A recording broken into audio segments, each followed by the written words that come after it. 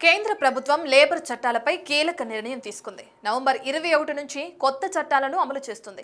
గతంలో ఉన్న 29 కార్మిక చట్టాల స్థానంలో కొత్తగా 4 చట్టాలను తీసుకువచ్చింది. వీటిపై కేంద్ర కార్మిక శాఖ మంత్రి మన్సుఖ్ మాండవీయ కీలక ప్రకటన చేశారు. పాత చట్టాలు 1930, 1950కి చెందినవి.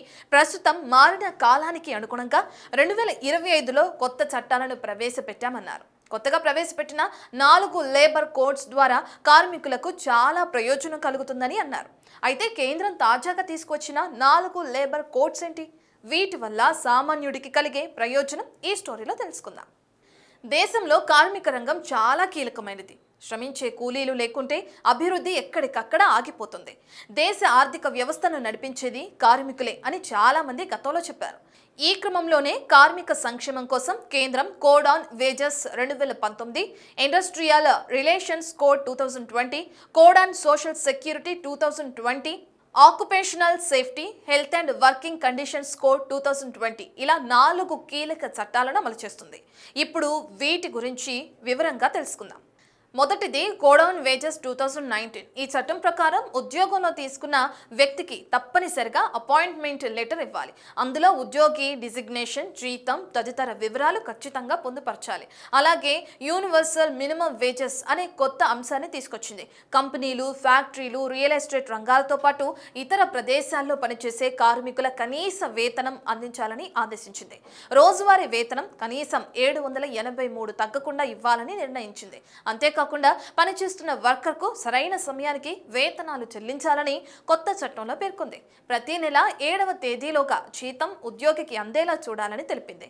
రోజువారీ కూలీకి పని సమయం ముగిసిన వెంటనే వేతనం అందించాలి. వారానికి ఒకసారి చెల్లించే వేతనాల విషయంలో కూడా చివరి రోజు డబ్బులు చెల్లించాల్సిందిగా పేర్కొంది. దీనిని ఉల్లంఘిస్తే కఠిన చర్యలు తప్పవని సంస్థలకు హెచ్చరించింది. అలాగే ప్రతి ఉద్యోగి రోజుకు 8 గంటలు మాత్రమే పనిచేయాలని నిబంధన తీసుకువచ్చింది. ఇలా కాదని ఎక్కువ సమయం పనిచేస్తే సంస్థ ఆ ఉద్యోగికి ఓవర్ టైం వేతనాన్ని చెల్లించాల్సిందే. ఈ కొత్త రూల్స్ లో భాగంగా వారానికి 48 గంటలు మాత్రమే పనిచేయాలని తెలిపింది కేంద్రం. వీటితో పాటు సోషల్ సెక్యూరిటీ కల్పించాలని కేంద్రం స్పష్టం చేసింది. ఉన్నత స్థాయి ఉద్యోగుల నుంచి చిన్న డెలివరీ బాయ్స్ వరకు ప్రతి ఒక్కరికి సామాజిక భద్రత కల్పించాలని తెలిపింది.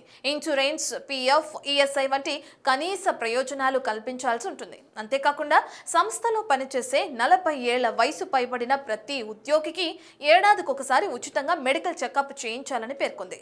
ఈ మెడికల్ చెకప్ లో ఏదైనా సమస్యను గుర్తిస్తే దానికి చికిత్స కూడా కంపెనీనే చెల్లించాల్సి ఉంటుంది. అంతేకాకుండా మహిళా ఉద్యోగుల పట్ల వివక్ష చూపకూడదని తెలిపింది. ఈ మెడికల్ చెకప్ లో ఏదైనా సమస్యను గుర్తిస్తే దానికి చికిత్స కూడా కంపెనీనే చేయించాల్సి ఉంటుంది. అంతేకాకుండా మహిళా ఉద్యోగుల పట్ల వివక్ష చూపకూడదని తెలిపింది. అందులో భాగంగానే మగవారికి ఎంత వేతనం అయితే చెల్లిస్తున్నారో అందుకు సమానంగా మహిళలకు కూడా జీతం ఇవ్వాలని చెప్తుంది. అలాగే నైట్ షిఫ్ట్ లో పనిచేయాలనుకునే మహిళలకు అనుమతించాలని, వారికి సరైన ట్రాన్స్పోర్టేషన్, సెక్యూరిటీ కల్పించాలని తెలిపింది. వీటన్నిటితో పాటు ఫిక్స్డ్ టర్మ్ ఎంప్లాయీస్ కు పర్మనెంట్ ఉద్యోగులతో సమానంగా బెనిఫిట్స్ అనేది కల్పించాలని కొత్త కార్మిక చట్టంలో పేర్కొంది కేంద్రం.